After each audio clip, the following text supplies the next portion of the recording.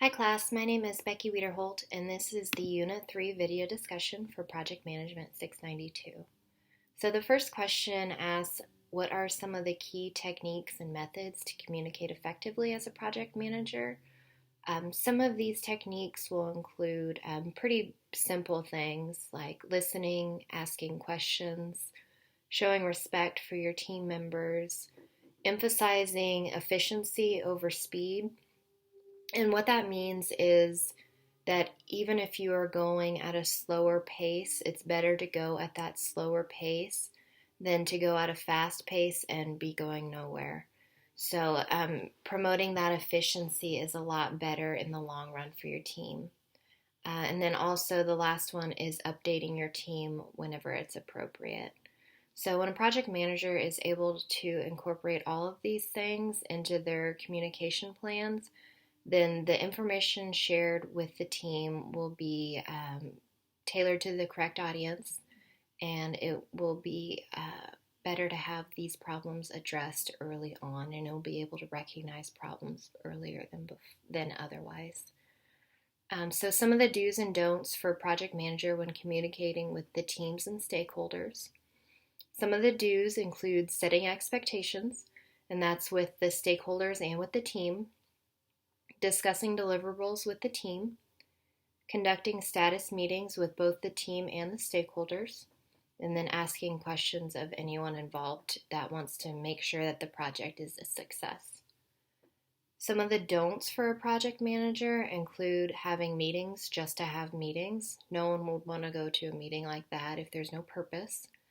Blaming others for mistakes. A project manager must be able to see a problem from every side and be able to act as a project manager with the lead in mind of what is the purpose of addressing this mistake, how are we going to fix it, how are we going to make sure that it doesn't happen in the future.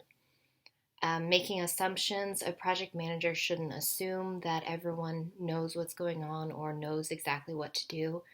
It's their job to teach and lead the team, and if the team isn't aware of what they need to do, then they need to correct that.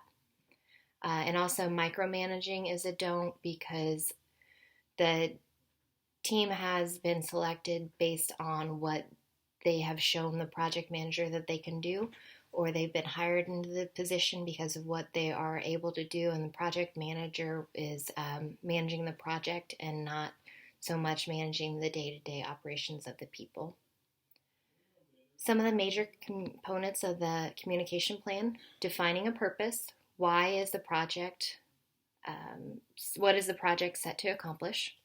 Setting goals. How will they measure the success? Determine the key players, so the audience, the project team, who's going to be doing what. Discussing dependencies, setting the schedule, determining risks.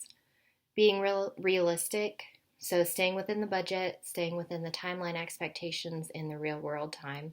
So that means not making ridiculous budget constraints or timeline expectations.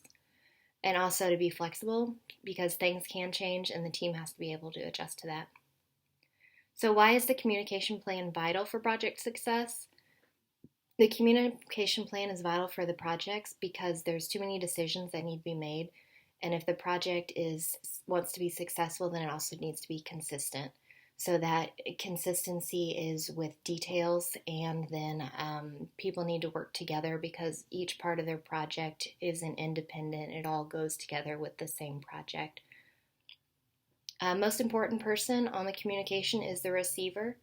And this is because if there's no receiver, then there's no reason to communicate a message. If the message is complicated, then there could be multiple ways to deliver that message. So that just reinforces that the audience is the most important part of the message. And without a good audience, then the message will not be received and will not be interpreted the way that it was sent. Thank you.